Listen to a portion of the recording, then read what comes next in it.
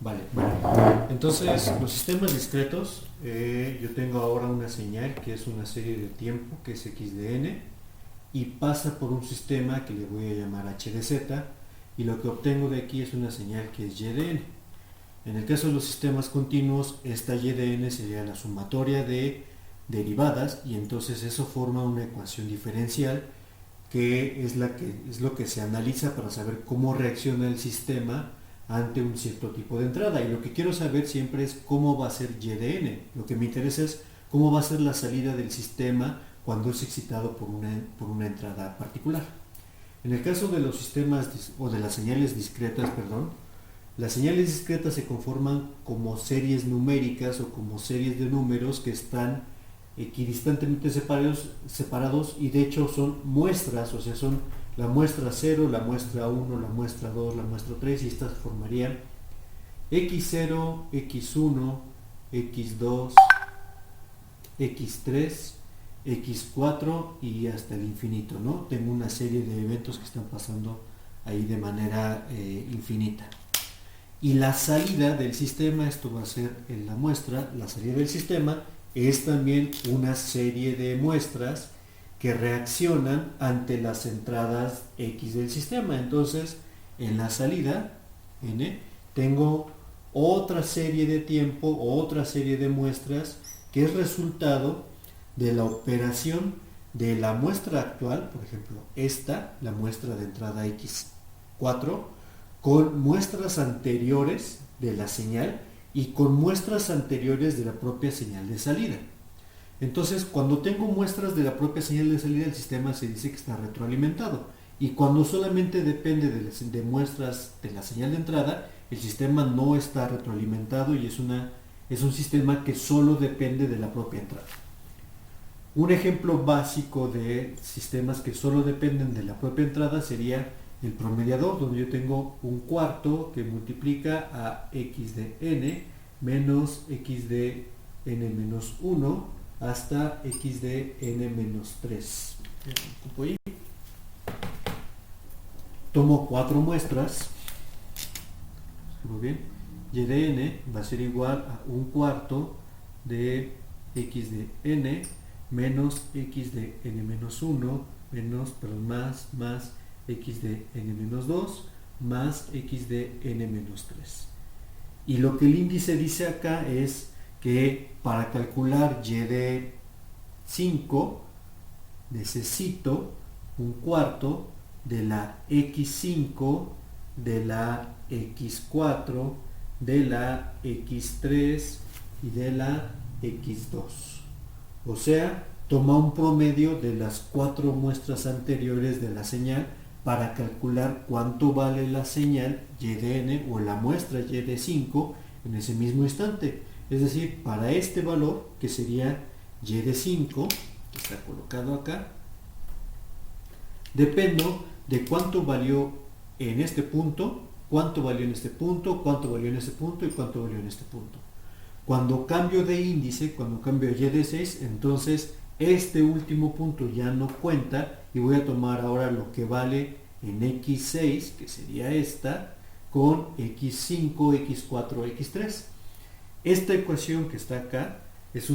formalmente es una ecuación de diferencias de las muestras, diferencias porque es este más este más este más este. Para hacerlo más fácil, por ejemplo, y de n sería igual a x de n menos x de n menos 1. Y lo que me muestra acá esta ecuación es justamente la diferencia que hay entre la muestra y la anterior de la propia señal de entrada.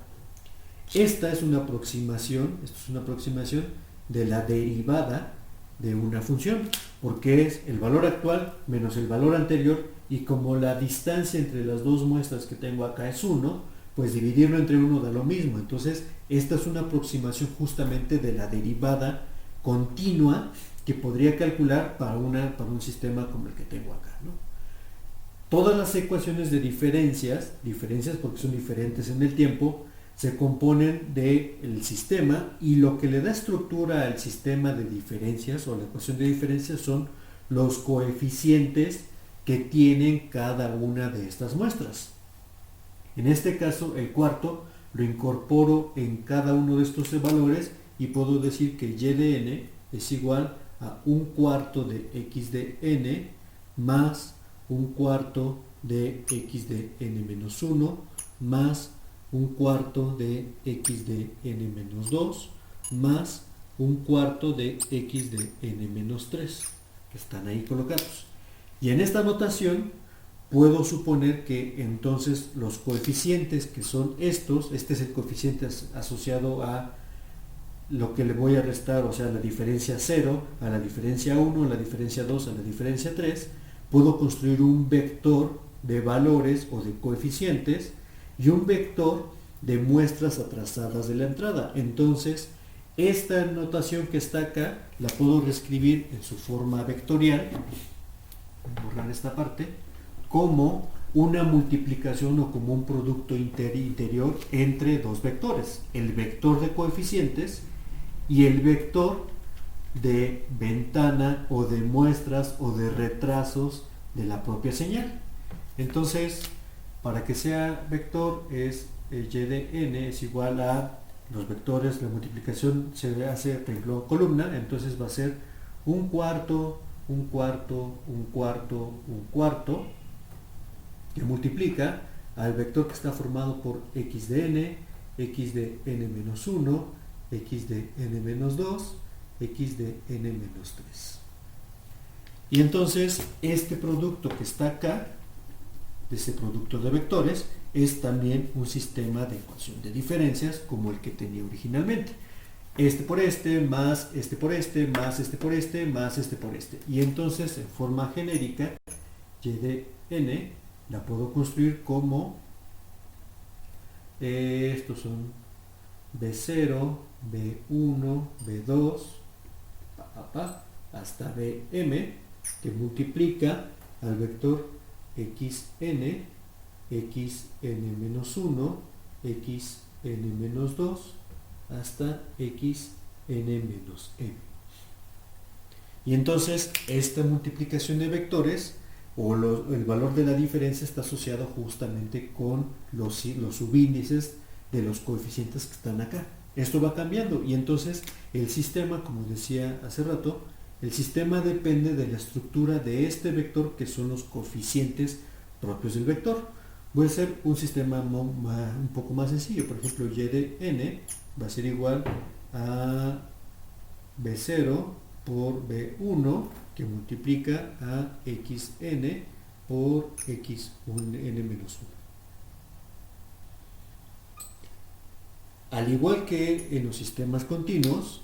estos sistemas tienen la propiedad de ser causales o no causales, y en este caso los sistemas son causales porque la salida y de n depende únicamente de entrada actual de la señal y de una entrada pasada de la señal, que es n-1. A diferencia de los sistemas continuos, en los sistemas discretos puedo incorporar valores que vienen por delante de la señal, o sea, en el caso de este ejemplo que estoy colocando acá, voy a borrar esta parte que está aquí, esta señal, para ponerlo un poco más claro, esa muestra de dos valores, y le voy a poner valores a los coeficientes B0 y B1. B0 y B1 valen, por decir algo, 1 y menos 2. Están ahí. Entonces es una muestra anterior menos dos muestras una muestra actual menos dos valores de la muestra anterior. Entonces tengo aquí vale 1, aquí vale 2, aquí vale menos 1, aquí vale menos 2, y esto es n, esto es x de n como tal, o sea, esta es la secuencia de valores que ocurren o que tengo en la lista, y todos los valores que no están colocados en esta lista, pues asumo que valen 0. Están acá y acá y acá. Entonces la salida y de n de mi sistema, que está ahí, la puedo ver como tomar para cada uno de estos índices que están acá, este incluso y así con todos. Lo que dice esta ecuación es que para construir o para saber cuánto vale la salida y en cualquier valor de muestra n, lo que tengo que hacer es pararme en la muestra, que será acá, y tomar la muestra de la señal de entrada que está justamente en esa misma muestra, multiplicarla por 1, y la muestra anterior, que va a ser esta, multiplicarla por menos 2. En este caso va a ser 1 por 0, entonces va a ser 1, aquí lo que tengo como salida y de n. Fíjense que no me importa cuánto vale el índice muestral, porque realmente no me importa. Si yo sé que me tengo que parar en la muestra n y restar esta y la anterior, pues no importa dónde esté parado. Ahora sigo con el siguiente valor. Entonces, para calcular en esta n, lo que tengo que hacer es esta muestra menos 2 veces la muestra anterior, o sea, va a ser 0. Esta muestra, 1, menos 2 veces la muestra anterior, va a ser menos 5. Esta muestra, menos 2 veces la muestra anterior, va a ser menos 1. No, va a ser 0, perdón. 0, esta muestra, menos 2 veces la muestra anterior, menos 4. Esta muestra, menos 2 veces la muestra anterior, 0. Esta muestra, esta muestra, esta muestra. Y de esta forma estoy construyendo el sistema o la salida del sistema ante lo que está pasando con esta entrada. Si cambio la entrada, entonces obviamente va a cambiar la salida del sistema. Y este es un sistema sin retroalimentación, por lo tanto es un sistema que depende únicamente de las muestras de la señal pasada, y como solamente depende de la entrada, se llama que es un sistema estable, porque si esto es infinito, si esto no es infinito, si x de n no es infinito, o sea, si x está acotada, la salida no puede llegar a ser infinita, porque estoy haciendo una suma ponderada de los valores de la entrada. Entonces, estos sistemas que no tienen retroalimentación siempre son sistemas que son estables, como tal. Ahora, cuando yo incorporo una retroalimentación al sistema, borrar esta parte de acá, significa que necesito de salidas de la propia señal y de n, y entonces voy a hacer una combinación entre los vectores, el vector de las entradas con el vector de las salidas. En ese esquema o en esa forma, el sistema o las salidas, solamente puedo tomar salidas que ya calculé en mi secuencia de cálculo que yo estaba generando. En el caso de esta, por ejemplo, antes de pasar a sistemas retroalimentados, yo podría decir que y de n va a ser igual a 1/3 por 1/3 por 1/3, que multiplica a x de n más 1, x de n y x de n menos 1. Significa que para esta muestra tomo el promedio de esta y esta muestra, y entonces con eso calculo este punto. Y no tengo ninguna complejidad, porque recordando que las series de tiempo x de n son señales que están previamente almacenadas, si es que son así. Si son previamente almacenadas, significa que tengo todos los valores, y por lo tanto conozco cuánto vale n, cuánto vale la siguiente muestra, que es la que viene enfrente, la muestra que viene atrás, que es n-1, y puedo hacer el cálculo sin ningún problema. Eso no puedo hacer esto en el caso de las señales o de los sistemas que son continuos, porque yo no conozco el futuro de la señal. Yo no puedo saber si estoy calculando para un tiempo t, que está colocado acá, yo no puedo saber cuánto va a valer la señal de entrada o de salida en un futuro que está ubicado acá. Por eso no puedo implementar sistemas no causales en el caso de sistemas continuos. Pero en el caso de sistemas discretos, como es este ejemplo, los sistemas causales son implementables siempre y cuando la señal venga almacenada o esté almacenada en algún lugar, como es el caso de estas señales. En el caso de procesamiento de señales en tiempo real, sistemas no causales, como es el caso, se hacen, pero con un truco donde lo que yo hago es capturar primero un tramo de señal, hacer el proceso no causal, entre comillas, y ir mostrando la señal. Pero como estoy almacenando valores de las muestras, pues vuelve a ser un proceso no causal. Bueno, causal, perdón, porque necesito almacenar o necesito saber qué es lo que está pasando con la señal para poderlo procesar. Pero bueno,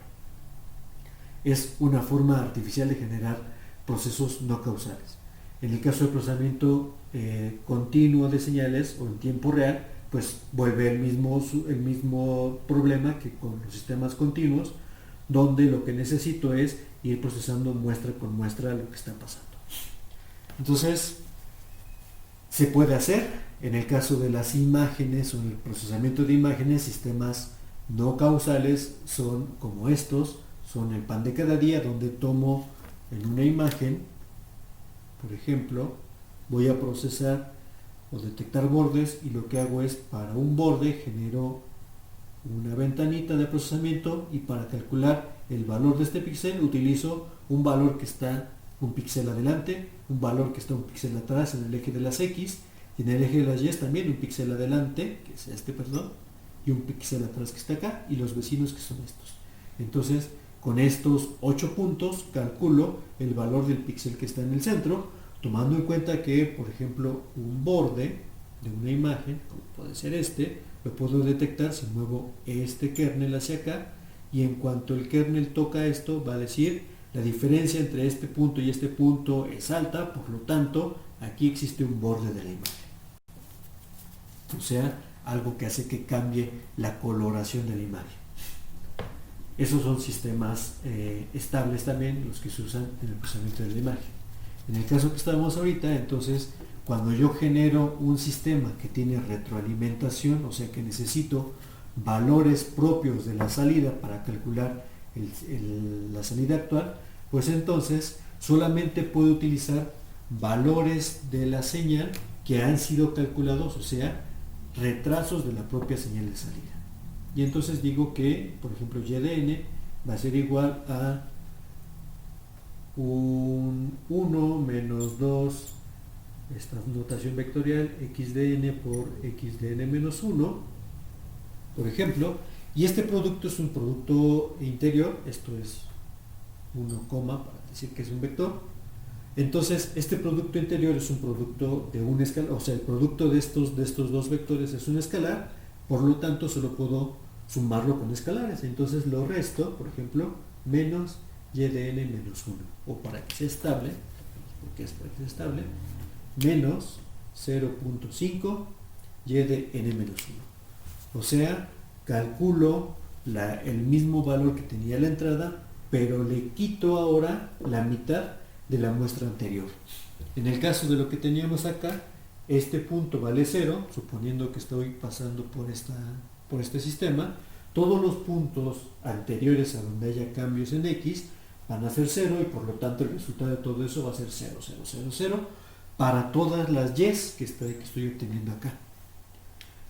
Pero en cuanto empieza a generar valores que son distintos de 0 en la salida y de n, entonces la salida empieza a deformarse. Por ejemplo, para este punto sería el mismo valor, es 1 menos 2 veces esta muestra, sería 1, que es lo que tenía acá, menos 0.5 el valor de la y de salida, que es este, que vuelve a ser 0, ¿no? El siguiente punto, la entrada x que está colocada acá, genera exactamente la misma salida que tengo aquí, pero al restarle la mitad de la muestra anterior, este punto ya no está en 0, sino que se suma con medio punto, perdón, para abajo, con menos medio punto de la propia salida y de n. Y entonces la salida empieza a deformarse, no tanto por la forma de la entrada, sino por la inclusión de esta propia salida que tengo acá.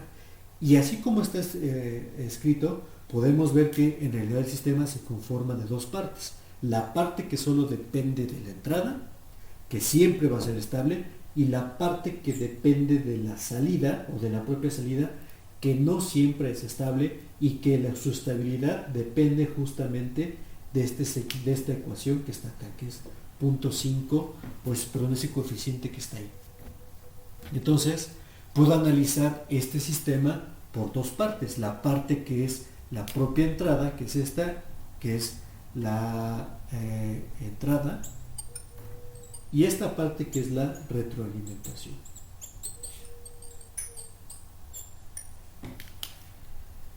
Si escribo esta ecuación otra vez en su forma extendida, o sea, no en una forma vectorial, sino y de n sería igual a x de n menos 2 x de n menos 1 menos 0.5 y de n menos 1, puedo observar que entonces la salida y de n depende de estos tres factores y puedo hacer un dibujo que representa este sistema, que tengo aquí mi entrada x de n va a sumarse, o necesito ahora un elemento que retrase z-1, así se le llama. Tengo aquí menos 2, tengo aquí este valor, estos dos sistemas se suman acá. Aquí necesito un retraso de la entrada z-1 que voy a multiplicar con 0.5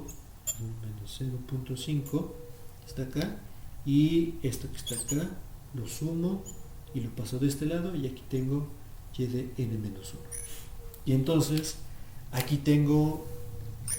perdón, así, aquí tengo otra vez las dos partes, o las dos partes de la estructura de mi sistema, que es esta parte que está acá, que siempre es estable, y esta parte que está acá, que puede generar inestabilidad, porque es una salida que se retroalimenta, o sea, tomo un valor, lo multiplico por algo y vuelve a ingresar a esta parte que está acá. Si esto fuera 0, entonces este sistema, o si el inicio es 0, pues no va a pasar absolutamente nada, porque no va a haber, la retroalimentación va a ser siempre de 0, porque se multiplica siempre por 0, pero en cuanto algo sucede que hace que el sistema salga de su estabilidad en 0, entonces esta parte, al estar multiplicándose por sí misma, puede llegar a ser inestable, y eso depende justamente de este coeficiente que está acá. Entonces, esa parte que está ahí la podemos aislar para poder analizar su estabilidad.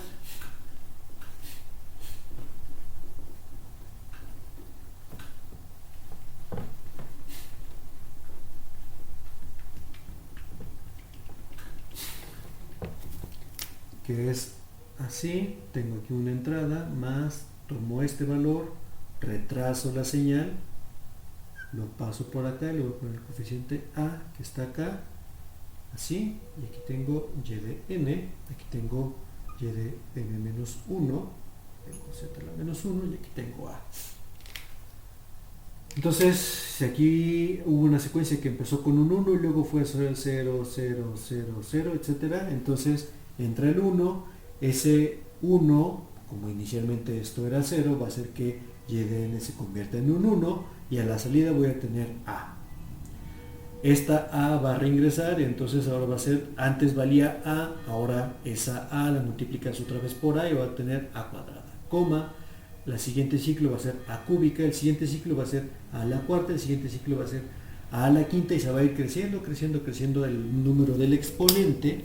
y por lo tanto ese exponente o ese factor A que está ahí determina la estabilidad de ese sistema tan sencillo que está colocado ahí.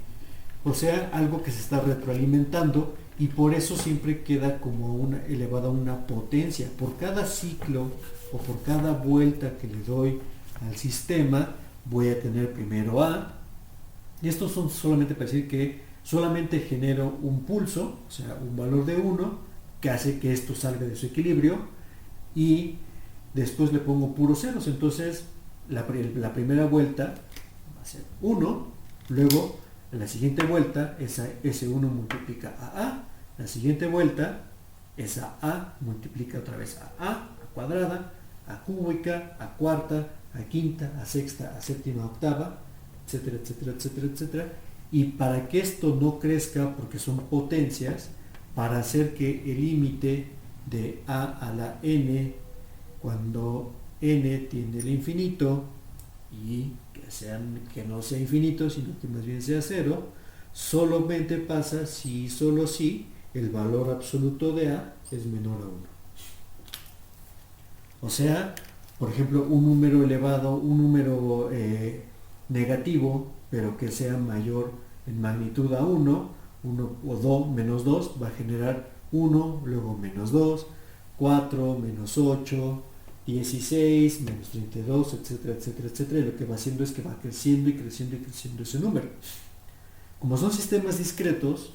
aquí no hay algo así como que el sistema vaya a romperse porque tiene mucha energía, pero lo que va a pasar es que la representación numérica de ese número va a ser tan grande que no voy a poder escribirlo y por eso el sistema truena, ¿no? Porque no puedo escribir un número que sea tan grande. Entonces, el sistema, la retroalimentación debe cumplir justamente con este esquema que es esto, que el valor absoluto de A o los coeficientes que están acá deben ser menores a 1. Eso es con una sola entrada,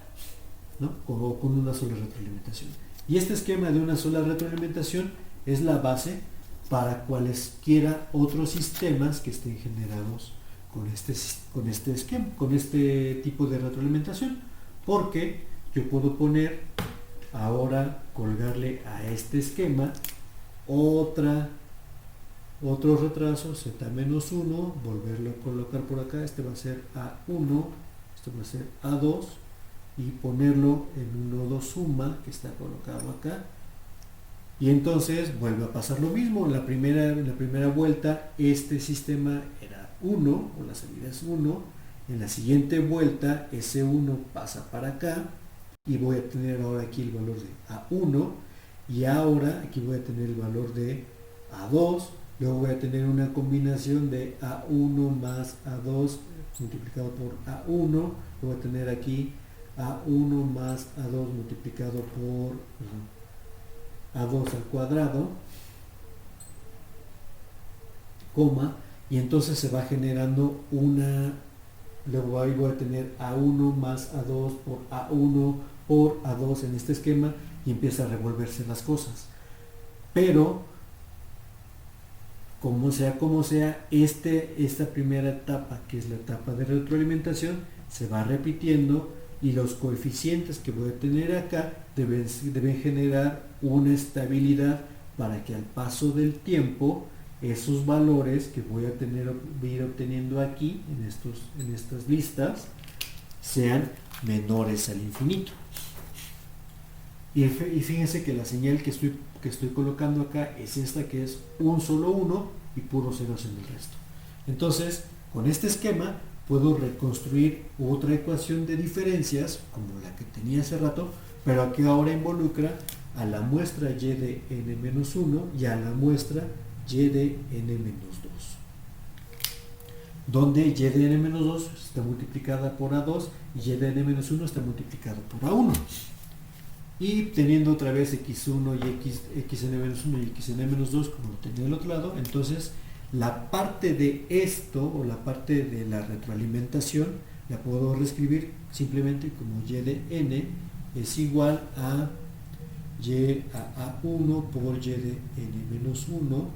más a2 por y de n-2.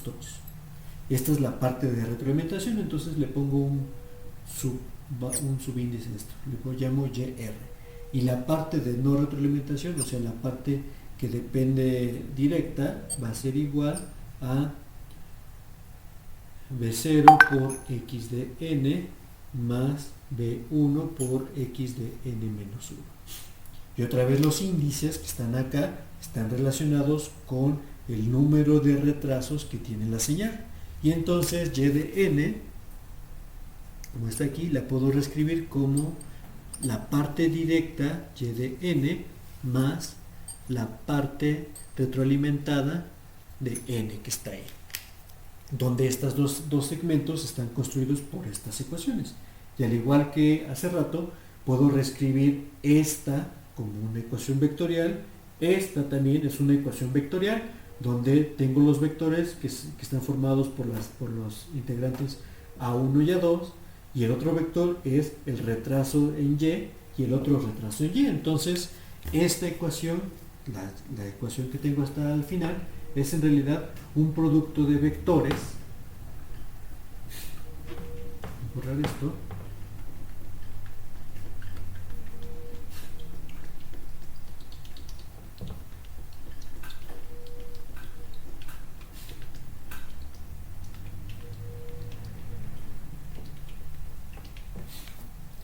Donde su forma vectorial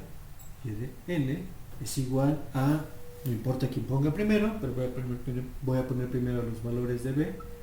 b0, b1 por xn, xn-1 más, que es lo que está diciendo acá, la parte de la retroalimentación a1, a2 que multiplica a y n-1 por y n-2. Es más, tengo acá, y en esa notación está ahí, se puede ver las dos partes que conforman a cualquier sistema discreto o de ecuaciones de diferencias, y que es una suma, literal, es una suma de productos internos entre dos vectores. Los vectores formados por los coeficientes, que son el vector b0, b1, y el vector formado por a1 y a2. Y también, así como está la ecuación, puedo tomar esta parte de acá, la parte de la retroalimentación, y colocarla de este lado sin ningún problema, porque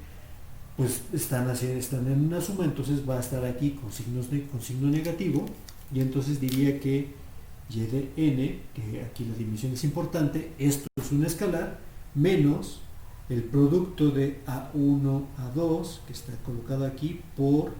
y n-1, y n-2. Es igual a el vector b por xn por xn-1. Para hacer todo esto en una notación vectorial, el coeficiente que está multiplicando aquí a esta va a ser 1, y entonces yo puedo escribir un solo vector que está formado por 1 menos a1 menos a2, que multiplica a y de n por y de n-1 por y de n-2, es igual al vector b0, b1, que multiplica a x de n por x de n-1. Y es dimensionalmente correcto porque esto es un producto escalar, o sea, me va a dar un escalar, y esto me va a dar también un escalar. Entonces, las dimensiones del sistema son consistentes, y por eso puedo decir que entonces esta ecuación que está acá se conforma de puras respuestas de y, o es un espacio que está definido por este vector que multiplica a este otro vector, y este otro vector que multiplica a los retrasos de y. Esa notación vectorial hace que facilita la escritura de las ecuaciones, o la visualización de las ecuaciones, porque, déjenme escribirla en grande aquí arriba,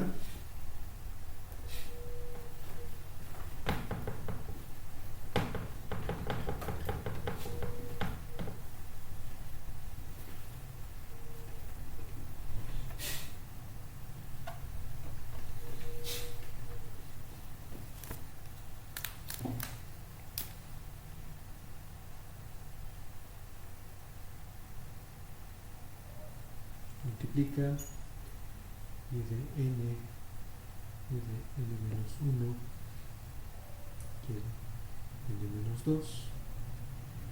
es igual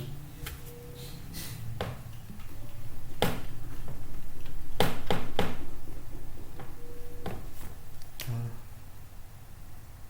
b0 b1 multiplica xn xn-1.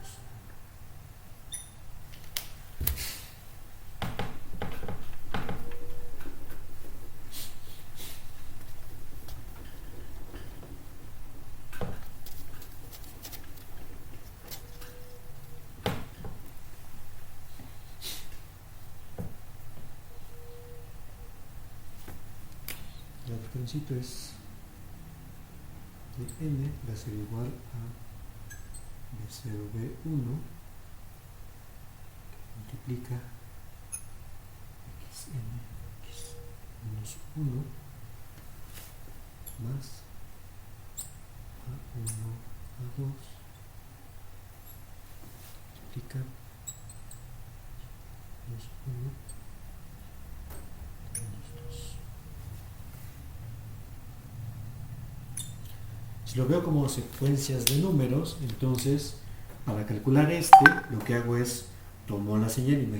imaginemos que la señal x es una tira, o sea, una tabla, que pongo acá x de n y coloco todos los valores 0, 3, 5, 8, menos 1, como sea que estén formándose esos valores, y la señal y de n, que es esta, la voy a ir construyendo conforme va pasando la señal por acá. Bueno, esta tira de valores va a ir entrando en estas posiciones, o sea, voy a llegar acá, 0 va a estar en esta entrada, n-1 va a ser 0 porque no está, y y de n-1 va a ser 0 que tampoco está, y y de n-2 va a ser 0 que tampoco está. Cuando avanza, este 0 pasa a este punto, pasa a este punto, este 3 pasa a este punto, se calcula el producto interior o la proyección, porque es un producto vectorial, es un producto interior, entonces es cómo se proyecta este vector sobre este otro vector, cómo se proyecta este vector sobre este otro vector, y lo que va pasando acá es que se va llenando los valores, entonces la señal va pasando por este vector, la señal de salida va pasando por este vector, y lo que tengo es la combinación de dos proyecciones, cómo se proyecta el vector de muestras de retrasos de x sobre este espacio, y cómo se proyecta este otro vector sobre este otro espacio que está ubicado por este vector. Entonces, en realidad, todas las operaciones de ecuaciones de diferencias son en realidad productos vectoriales del sistema que tengo acá. Y yo podría también encontrar, entonces, si no tengo entradas, o si solo quiero saber cómo responde esta parte que está acá, pues en lugar de tener una salida y de n, lo que busco es encontrar cuál es el valor de 0, o sea, saber para este vector que está aquí, qué combinación, qué espacio nulo genera o que todos los sistemas,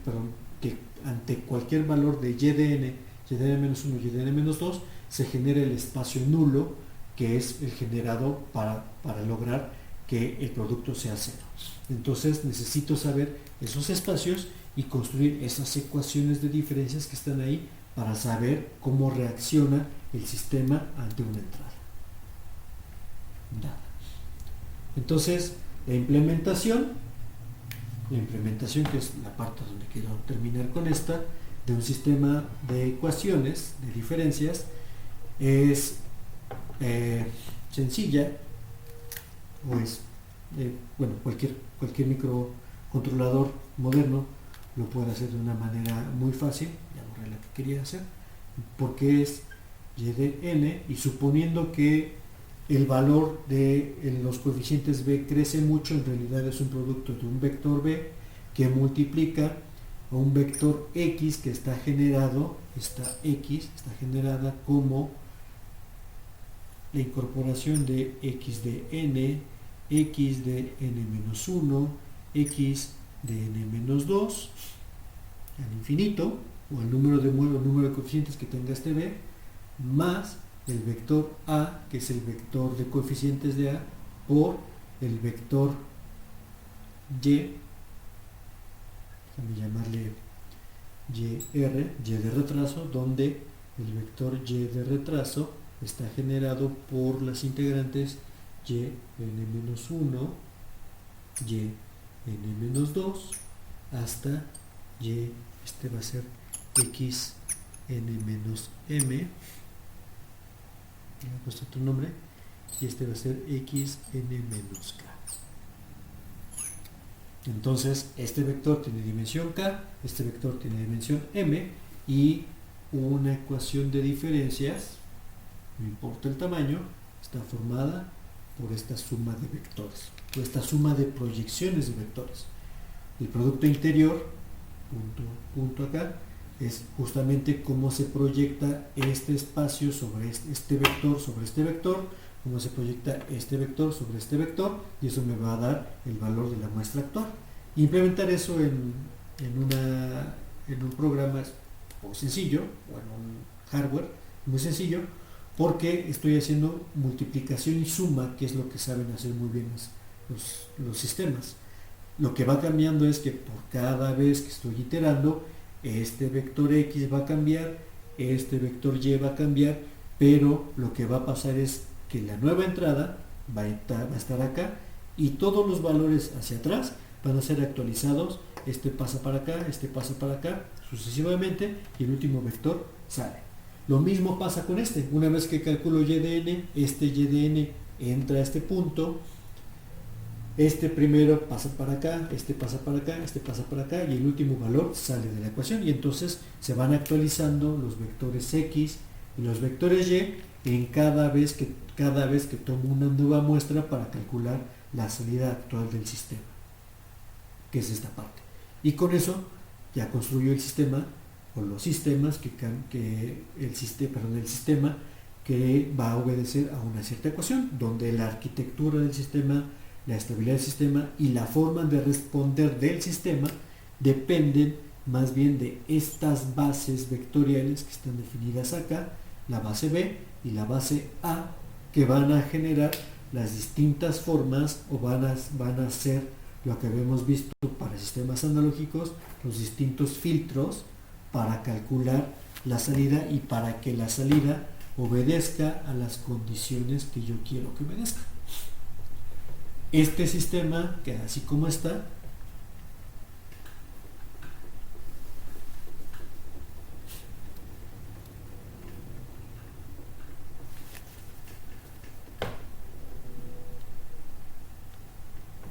Así como está, esta es la parte que depende de la entrada,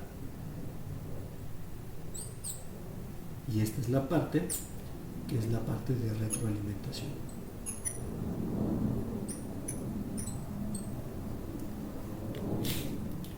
Si esto depende de la entrada, entonces si la entrada termina, estoy poniendo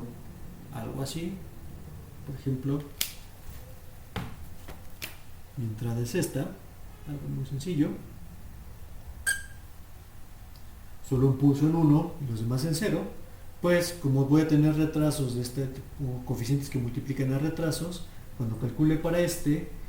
va a ser el único elemento que va a aportar algo distinto a la proyección, y entonces cuando los retrasos sean suficientemente largos como para ya no incluir este 0, esta parte va a terminar, y por eso se le conoce también a esta parte de la entrada como la parte FIR, o la parte de respuesta al impulso finita, porque si esta señal vuelve a ser puros ceros, pues la entrada o la respuesta que tengo hasta ante esa entrada va a ser 0. Esta parte, sin embargo, se le conoce como la parte IR, porque una vez que el sistema fue excitado, o sea que hubo un 1, como esta parte es la parte que lleva 1, a cuadrada, al cubo, bla bla bla bla bla bla bla, todo lo que está pasando ahí en ese sistema, esta parte en realidad nunca termina, porque por más que eleve, va a tender a 0, pero hasta el infinito, por más que eleve un número, por pequeño que sea, a una potencia, siempre tengo un valor, y esto forma la parte de respuesta al impulso infinita, que son las dos partes que contiene cualquier sistema de ecuaciones de diferencias, como están expresadas acá. Y al igual que que es un vector, esta notación la puedo generar de una forma vectorial para saber la estabilidad de mi sistema que tengo ahí. Entonces, los sistemas son caracterizados también por esta parte, que es la parte de la respuesta al impulso, cómo reacciona en cada una de estas partes por separado. Si notan acá, hay una clara separación, cómo reacciona ante la pura parte de retroalimentación, cómo reacciona la parte de la propia entrada o de no retroalimentación, y la suma de esas dos van a generar la salida de mi sistema. Bueno, Esta forma que está acá, al poner un solo impulso, se le conoce como la respuesta al impulso. Y con esa respuesta al impulso puedo caracterizar cualquier sistema. La respuesta al impulso de todo el sistema, cómo reacciona ante un solo pulso, me permite saber cómo va a reaccionar ante cualquier otra forma de señal, haciendo la operación de convolución que vemos